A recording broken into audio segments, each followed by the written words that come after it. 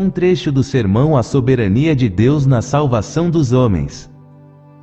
Logo, pois, compadece-se de quem quer, e endurece a quem quer. Romanos 9:18. O apóstolo, no início deste capítulo, expressa sua grande preocupação e tristeza de coração pela nação dos judeus, que foram rejeitados por Deus. Isso o leva a observar a diferença que Deus fez por eleição entre alguns e outros dentre os judeus, e entre a maior parte daquele povo e os cristãos gentios. Ao falar isso, ele entra em uma discussão no ponto mais específico da soberania de Deus na eleição de alguns para a vida eterna, e rejeição dos outros, que é encontrado em qualquer outra parte da Bíblia. Durante seu discurso, Paulo cita várias passagens do Antigo Testamento, confirmando e ilustrando esta doutrina. No versículo 9, ele nos remete ao que Deus disse a Abraão, mostrando a eleição de Isaque ao invés de Ismael, porque a palavra da promessa é esta: por este tempo virei, e Sara terá um filho. Então o que Deus disse a Rebeca, mostrando a sua eleição de Jacó ao invés de Esaú: o maior servirá ao menor.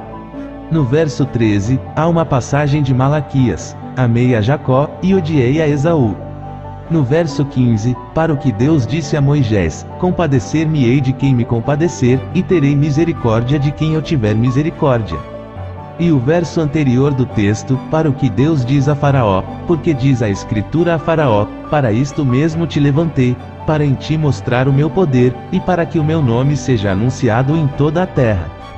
Isto que o apóstolo diz no texto, parece referir-se especialmente aos dois últimos trechos citados, o que Deus disse a Moisés no versículo 15, e o que ele disse a Faraó no versículo imediatamente anterior. Deus disse a Moisés: terei misericórdia de quem eu tiver misericórdia. A isso o apóstolo se refere na primeira parte do texto. E nós sabemos o quão frequentemente é dito que Deus endureceu o coração de Faraó. É a isso que o apóstolo parece ter se referido na última parte do texto: e endurece a quem quer. Podemos observar no texto o tratamento diferente de Deus para com os homens. Ele se compadece de alguns e endurece a outros. Quando Deus é mencionado aqui como endurecendo alguns dos filhos dos homens, não devemos entender que Deus por alguma eficiência positiva endurece o coração de qualquer homem. Não há ato positivo em Deus, por meio do qual ele empregue seu poder para endurecer o coração. Supor tal coisa seria fazer de Deus o autor imediato do pecado. É dito que Deus endurece o coração dos homens de duas formas: através da retenção das poderosas influências do seu espírito, sem a qual o coração do homem permanecerá endurecido, e endurecendo cada vez mais. Neste sentido, ele os endurece, isto é, não impede que os homens endureçam. E também, ao ordenar as coisas na sua providência, de modo que, por meio do abuso de sua própria corrupção, os homens tenham ocasiões para seu endurecimento. Assim, Deus envia sua palavra e ordenanças aos homens que, pelo seu abuso, provocam uma ocasião de seu próprio endurecimento. Por isso, o apóstolo disse que para alguns ele era um cheiro de morte para a morte, 2 Coríntios 2,16. Assim, Deus é representado enviando Isaías sobre esta incumbência, a saber, engordar o coração do povo, e fazer-lhe pesados os ouvidos, e fechar-lhe os olhos, para que ele não veja com os seus olhos, e não ouça com os seus ouvidos, nem entenda com o seu coração, nem se converta e seja sarado. Isaías 6,10. A pregação de Isaías era, em si mesma, de uma tendência contrária, ou seja, tendia a torná-los melhores. Porém, o fato do povo ter abusado da pregação de Isaías, tornava esta uma ocasião de seu endurecimento. Como Deus é dito aqui endurecendo os homens, assim é dito que ele pôs um espírito de mentira na boca dos falsos profetas, 2 Crônicas 18:22. Ou seja, ele tolerou um espírito de mentira a entrar neles. E assim ele se diz ter ordenado Simei amaldiçoar Davi, 2 Samuel 16:10.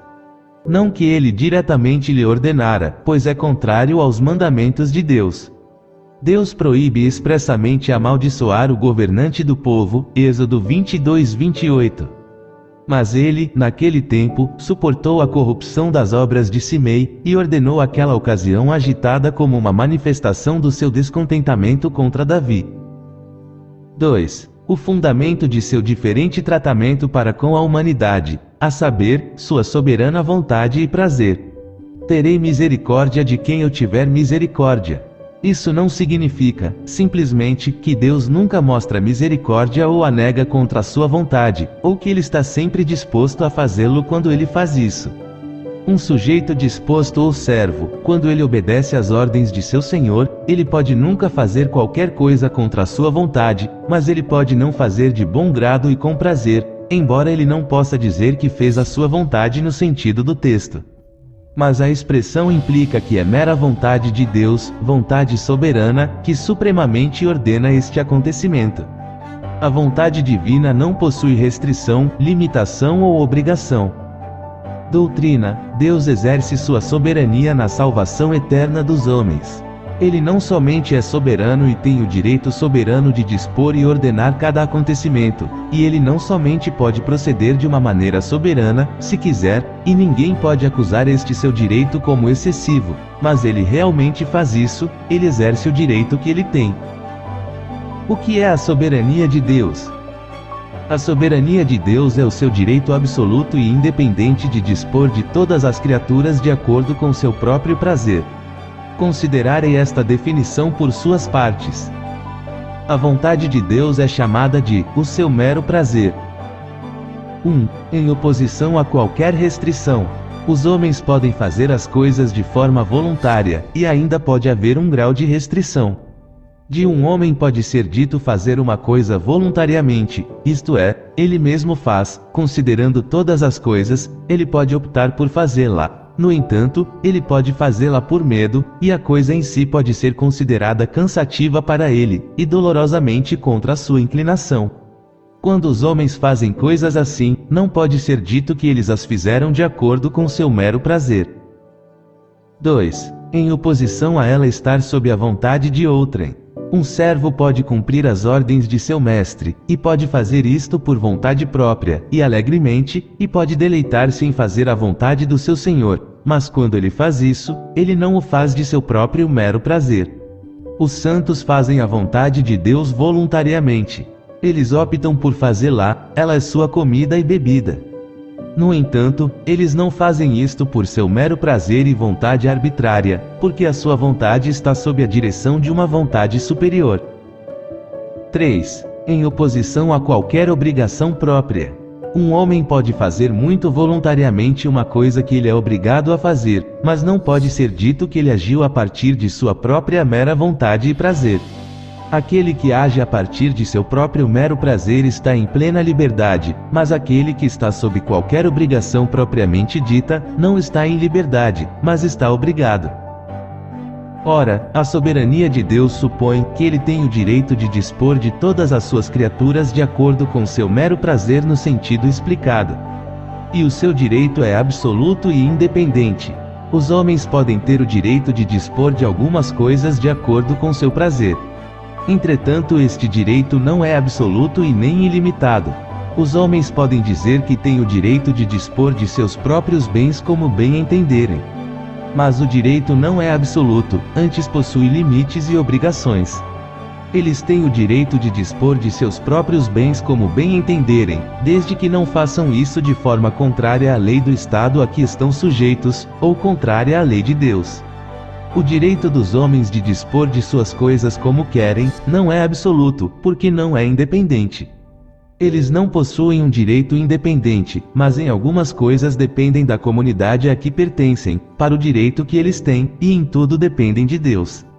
Eles recebem todo o direito que eles têm de qualquer coisa a partir de Deus.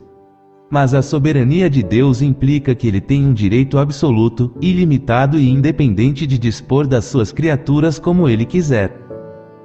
Deus realmente exerce a sua soberania na salvação dos homens. Mostrarei como Deus exerce esse direito em diferentes particularidades. 1. Ao chamar um povo ou nação, e dar-lhes os meios da graça, e deixando outros sem estes. De acordo com a determinação divina, a salvação é oferecida em conexão com os meios de graça. Às vezes, Deus pode fazer uso de meios muito improváveis, e conceder a salvação dos homens que estão sob muito grandes desvantagens, mas ele não concede graça sem absolutamente nenhum meio, antes Deus exerce sua soberania ao conceder esses meios. Toda a humanidade está, por natureza, em circunstância semelhante diante de Deus. No entanto, Deus distingue grandemente alguns dos outros pelos meios e vantagens que ele lhe concede. Os selvagens, que vivem em partes remotas do continente e estão sob a mais grosseira escuridão pagã, bem como os habitantes da África, estão, naturalmente, em circunstâncias exatamente semelhantes para com Deus, como nós nesta terra.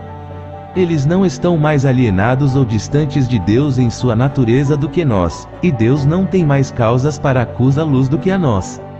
E, contudo, que grande diferença Deus fez entre nós e eles! Nisso, ele exerceu sua soberania. Ele fez isso no passado, quando ele escolheu apenas um povo, para torná-lo seu povo da aliança, e dar-lhes os meios de graça, e deixou todos os outros, e os entregou à escuridão pagã e à tirania do diabo. Deus os deixou a perecer de geração em geração por muitas centenas de anos. A terra que no passado estava povoada por muitas grandes e poderosas nações. Havia os egípcios, um povo famoso por sua sabedoria. Havia também os assírios e caldeus, que eram nações grandes, sábias e poderosas. Havia os persas, que por sua força e política sujeitaram uma grande parte do mundo.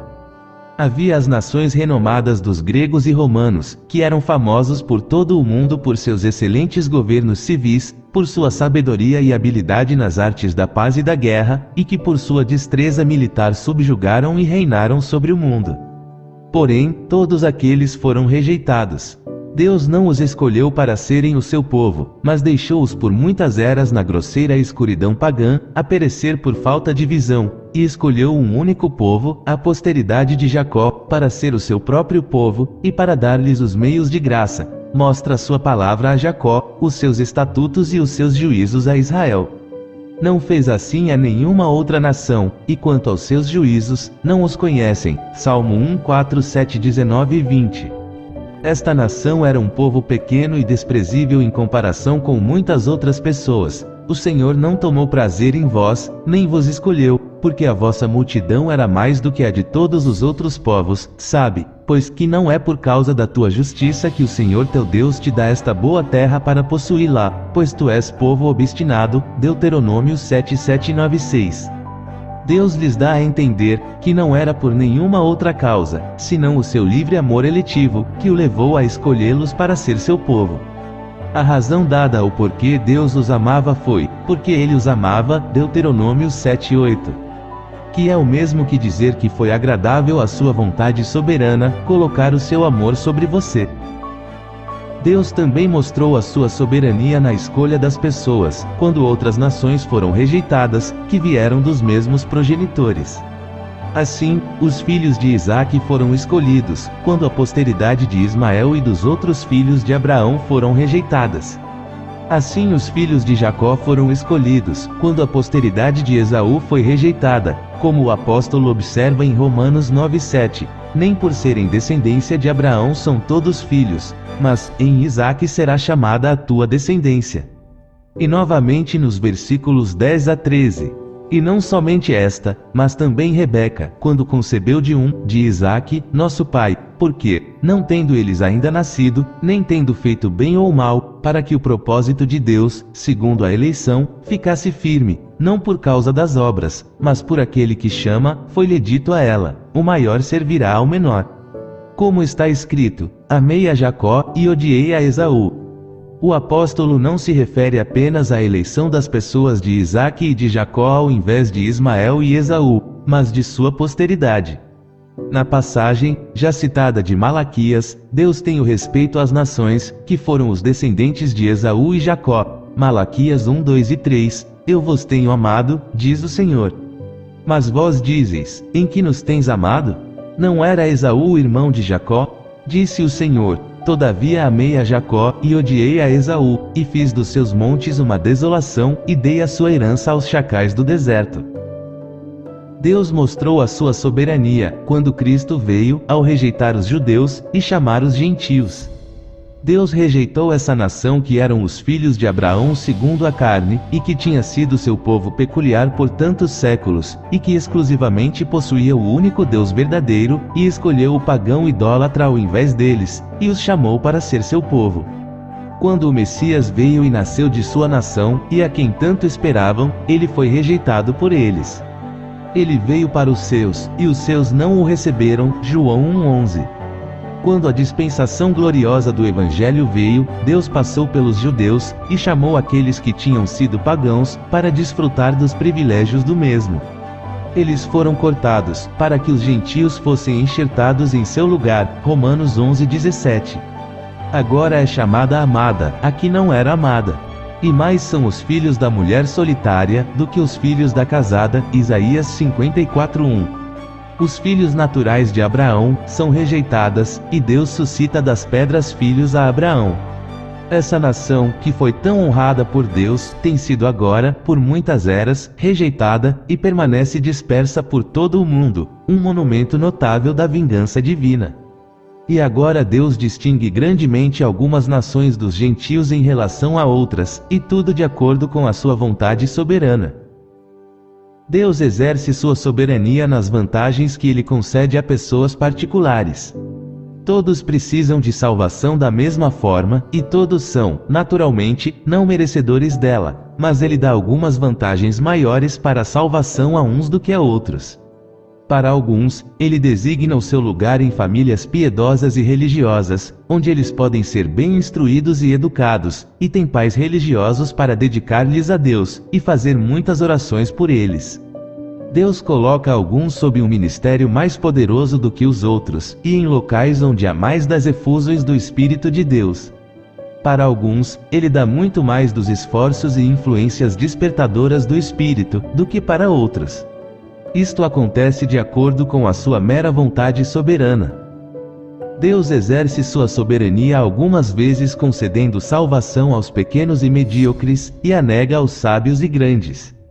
Cristo em sua soberania passa pelas portas de príncipes e nobres, e entrar em alguma casa e ali faz morada, e tem comunhão com os seus obscuros habitantes. Deus em sua soberania reteve a salvação do homem rico, que se regalava esplendidamente todos os dias, e a concedeu ao pobre Lázaro, que estava sentado mendigando em seu portão.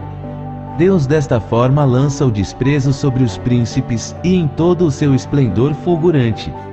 Então, Deus às vezes passa por homens sábios, homens de grande entendimento, eruditos e grandes estudiosos, e dá salvação aos outros de pouco conhecimento, que só compreendem algumas das partes mais claras das Escrituras, e os princípios fundamentais da religião cristã.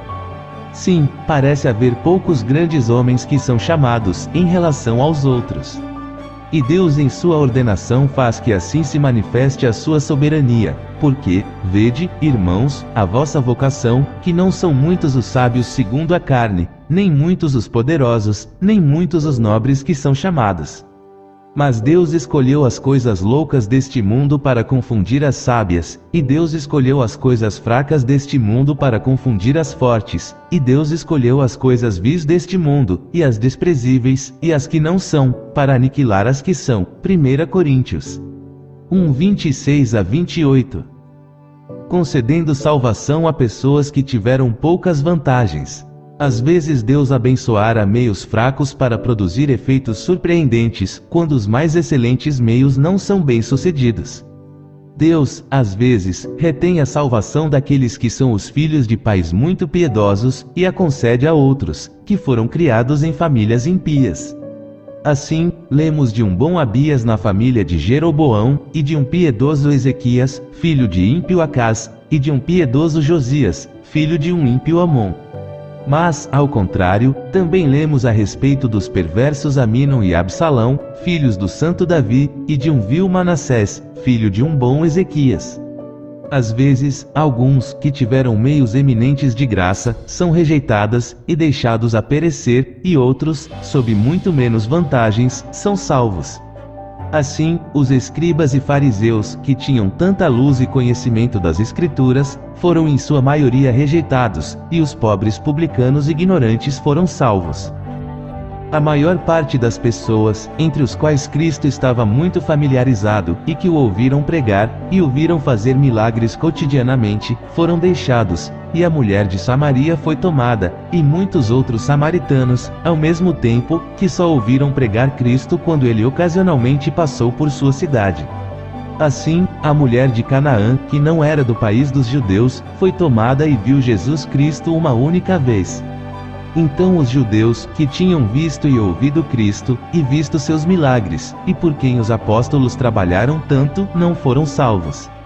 Mas os gentios, muitos deles, que, por assim dizer, não ouviram as boas novas de salvação senão transitoriamente, abraçando-as, foram convertidos. Deus exerce sua soberania em chamar alguns para a salvação, que têm sido muito horrendamente ímpios, e deixando outros, que foram pessoas morais e religiosas. Os fariseus eram uma seita muito rigorosa entre os judeus. Sua religião era extraordinária. Eles não eram como os demais homens, roubadores, injustos ou adúlteros, Lucas 1:8-11. Havia moralidade neles. Eles jejuavam 2 vezes por semana, e davam o dízimo de tudo o que possuíam. Eles eram religiosos. Mas ainda assim eles foram, em sua maioria, rejeitados, e os publicanos, as meretrizes e um tipo abertamente vicioso de pessoas entraram no reino de Deus diante deles. Mateus 21:31. O apóstolo descreve a sua justiça, enquanto fariseu, segundo o zelo, perseguidor da igreja, segundo a justiça que há na lei, irrepreensível, Filipenses 3:6. O jovem rico veio e ajoelhou-se diante de Cristo, dizendo: Bom mestre, que farei para herdar a vida eterna? Ele era uma pessoa moral. Quando Cristo ordenou-lhe guardar os mandamentos, ele disse, e em seu próprio ponto de vista com sinceridade: Mestre, tudo isso guardei desde a minha mocidade. Marcos 10:20. Ele, obviamente, tinha sido criado em uma boa família, e era um jovem de tais maneiras amáveis, e conduta correta, que é dito, e Jesus, olhando para ele, o amou. Marcos 10:21. Ainda assim, ele foi deixado, enquanto o ladrão, que foi crucificado com Cristo, foi escolhido e chamado, mesmo na cruz. Às vezes Deus mostra sua soberania, mostrando misericórdia para com o principal dos pecadores, por aqueles que foram assassinos, profanadores e blasfemos. E mesmo quando eles estão velhos, alguns são chamados na última hora. Deus, por vezes, mostra a soberania de sua graça ao mostrar misericórdia para com alguns, que passaram a maior parte de suas vidas a serviço de Satanás, e têm pouco para gastar no serviço de Deus. 6. Na salvação de alguns daqueles que buscam a salvação, e não outros.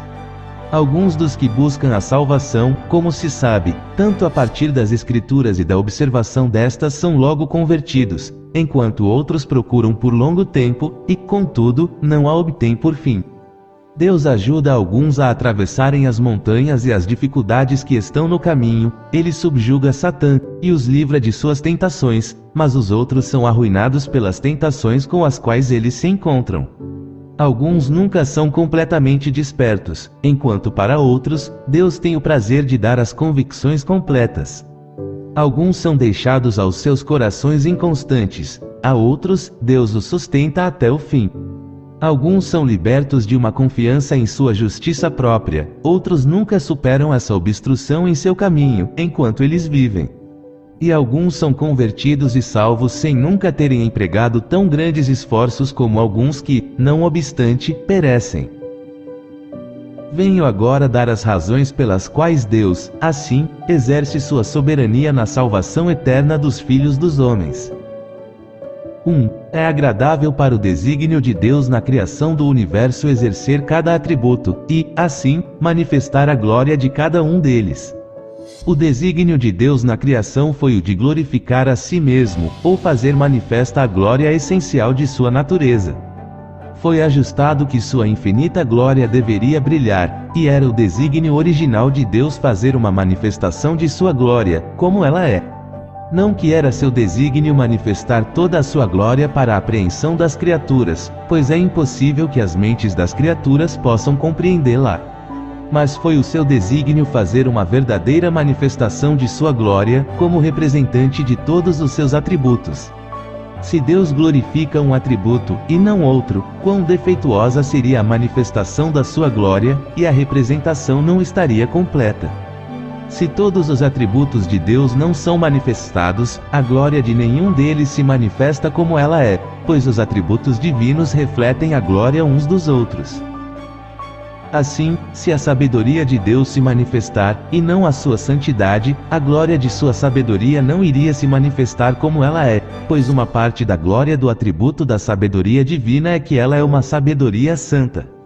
Semelhantemente, se a sua santidade se manifestar, e não a sua sabedoria, a glória de sua santidade não iria se manifestar como ela é, pois uma coisa que pertence à glória da santidade de Deus é que ela é uma santidade sábia. Assim é com relação aos atributos de misericórdia e justiça. A glória da misericórdia de Deus não aparece como ela é, a não ser que seja manifesta como uma misericórdia justa, ou como uma misericórdia consistente com a justiça. E assim é com respeito à soberania de Deus, ela reflete a glória de todos os seus outros atributos. E esta mesma soberania de Deus faz parte da glória da misericórdia de Deus, que é uma misericórdia soberana. Portanto, todos os atributos de Deus refletem a glória uns dos outros. A glória de um atributo não pode ser manifestada, como ela realmente é, sem a manifestação de outro atributo. Um atributo é defeituoso sem outro, e por conseguinte, a manifestação será defeituosa. Por isso, foi da vontade de Deus manifestar todos os seus atributos. A glória declarativa de Deus nas Escrituras é muitas vezes chamada de o nome de Deus, porque ele declara sua natureza. Mas, se o seu nome não significar a sua natureza como ela é, ou não declarar qualquer atributo, ele não é um nome verdadeiro. A soberania de Deus é um dos seus atributos, e uma parte da sua glória. A glória de Deus eminentemente aparece em sua soberania absoluta sobre todas as criaturas, grandes e pequenas. Assim como a glória de um príncipe está em seu poder e domínio, assim também a glória de Deus é a sua soberania absoluta. Aqui aparece a infinita grandeza e majestade de Deus acima de todas as criaturas. Portanto, é da vontade de Deus manifestar a sua soberania. E a sua soberania, assim como seus outros atributos, é manifestada nos exercícios do mesmo. Ele glorifica o seu poder no exercício do poder. Ele glorifica a sua misericórdia no exercício da misericórdia. Da mesma forma, ele glorifica a sua soberania no exercício da soberania. 2. A mais excelente criatura está sob Deus, que é soberano, e quanto maior for a posição em que ela aparece, mais gloriosa é a sua soberania. A soberania de Deus em seu ser soberano sobre os homens, é mais gloriosa do que o ser soberano sobre as criaturas inferiores. E a sua soberania sobre anjos é ainda mais gloriosa que a sua soberania sobre os homens. Pois quanto mais nobre a criatura é, ainda maior e mais alta foi a manifestação de Deus em sua soberania sobre ela. É uma honra maior para um homem ter o domínio sobre outros homens do que sobre animais, e uma honra ainda maior ter domínio sobre príncipes, nobres e reis, do que sobre os homens comuns. Então a glória da soberania de Deus é demonstrada em seu ser soberano sobre as almas dos homens, que são criaturas tão nobres e excelentes. Deus, portanto, exercerá a sua soberania sobre eles. E quanto mais o domínio de alguém se estende sobre um outro, maior será a honra. Se um homem tem domínio sobre outro apenas em alguns casos, ele não está ali muito exaltado, como em ter domínio absoluto sobre sua vida e fortuna, e tudo o que ele tem. Assim, a soberania de Deus sobre os homens se mostra gloriosa por se estender a todas as coisas que lhes dizem respeito. Ele pode dispor delas em relação a tudo o que lhes diz respeito, de acordo com o seu próprio prazer. Sua soberania se mostra gloriosa no que abrange as suas questões mais importantes, até mesmo o estado eterno e condição das almas dos homens. Aqui vemos que a soberania de Deus é sem obrigações ou limites, na medida em que abrange a um caso de tamanha e infinita importância. Deus, portanto, em conformidade com o seu desígnio de manifestar a sua própria glória, exercerá a sua soberania em relação aos homens, sobre as suas almas e corpos, mesmo na mais importante questão de sua salvação eterna. Ele tem misericórdia de quem quer ter misericórdia, e endurece a quem quer. Aplicação 1. Assim aprendemos que somos absolutamente dependentes de Deus nesta grande questão da salvação eterna de nossas almas. Somos dependentes não só da sua sabedoria para planejar uma maneira de realizá-la, e de seu poder para efetuá-la, mas nós somos dependentes de sua mera vontade e prazer em fazer isto. Nós dependemos da vontade soberana de Deus para todas as coisas que pertencem a ela, desde a fundação até a pedra do pináculo. Foi da vontade soberana de Deus que ele planejasse uma maneira de salvar qualquer um dentre a humanidade, e nos desse Jesus Cristo, seu Filho unigênito, para ser o nosso Redentor. Porque ele olhou para nós e nos enviou um Salvador e não aos anjos caídos.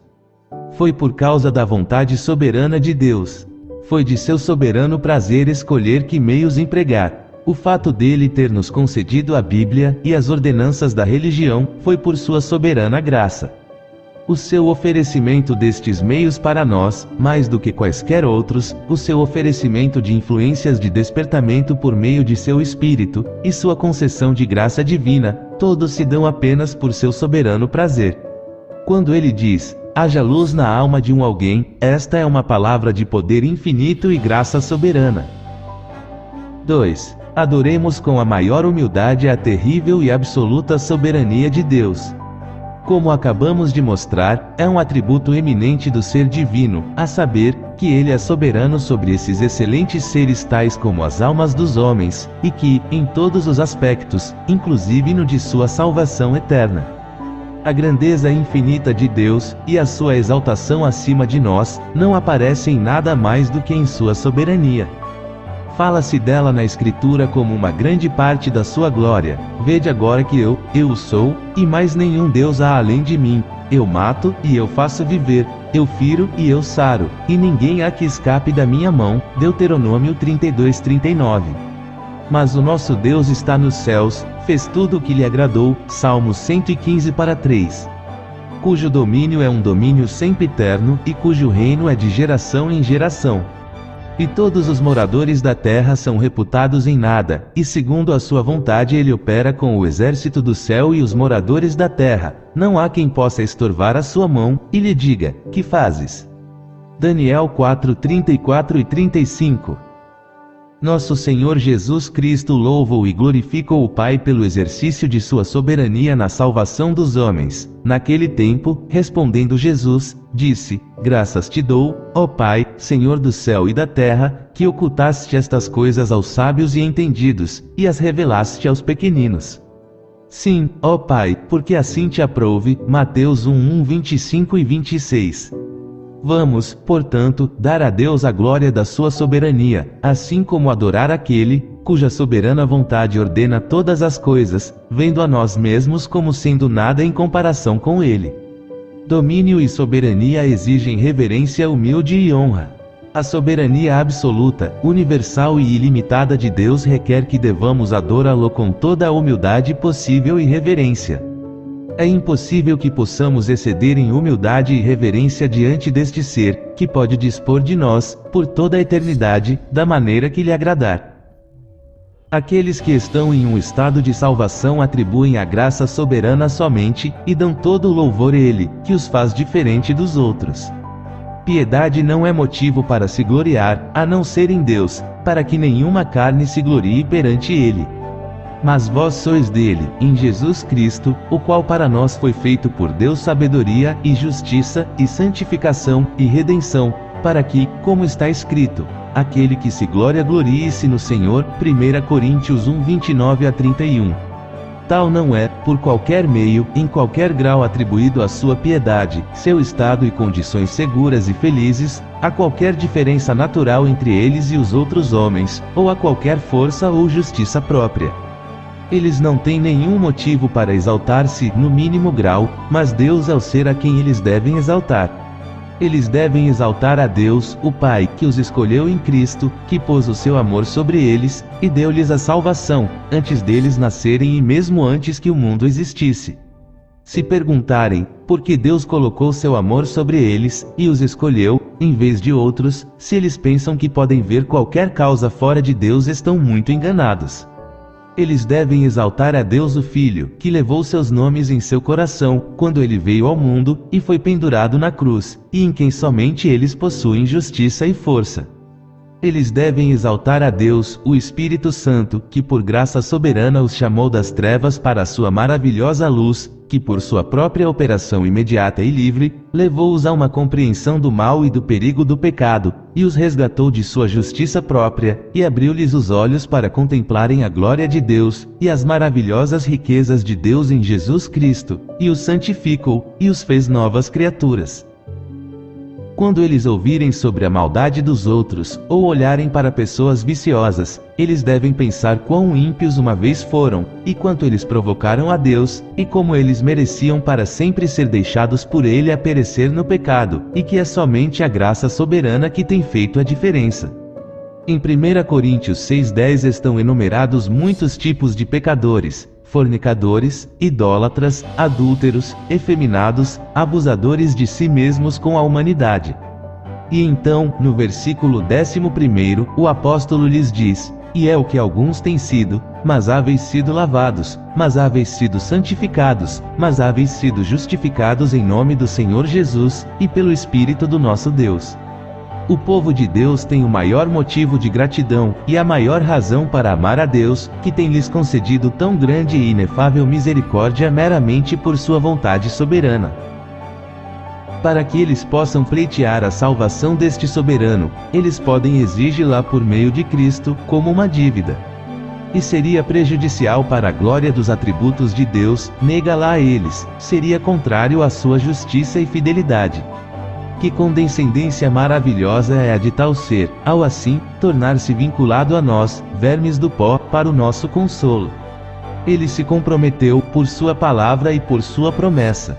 Mas ele não ficou satisfeito, mas para que possamos ter consolação ainda mais forte, ele obrigou a si mesmo por seu juramento. Porque, quando Deus fez a promessa a Abraão, como não tinha outro maior por quem jurasse, jurou por si mesmo, dizendo: certamente, abençoando-te abençoarei, e multiplicando-te multiplicarei. E assim, esperando com paciência, alcançou a promessa. Porque os homens certamente juram por alguém superior a eles, e o juramento para confirmação é, para eles, o fim de toda a contenda.